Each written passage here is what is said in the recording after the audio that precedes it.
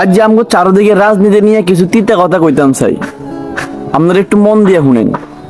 এখন দলের খুব ভালো সময় চলতেছে, তাই না? চারিদিকে খালি জয় জয়কার।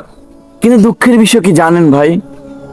এই সুসময় আইসা দেখি দলের লাগা যারা বছরের পর বছর মার খাইলো, জেল খাটলো, নির্যাতিত হইলো, তাগরে আর কোনো দরকার নাই।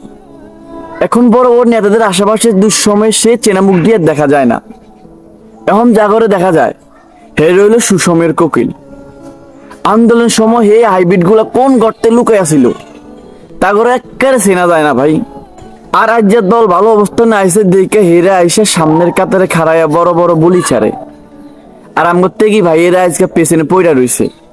এটাই কি রাজনীতি ভাই? দুঃসময় আমরা লাথি খামু আর সুসময় পায়দা লুটবো অন্যজনে। এটা খুবই দুঃখজনক।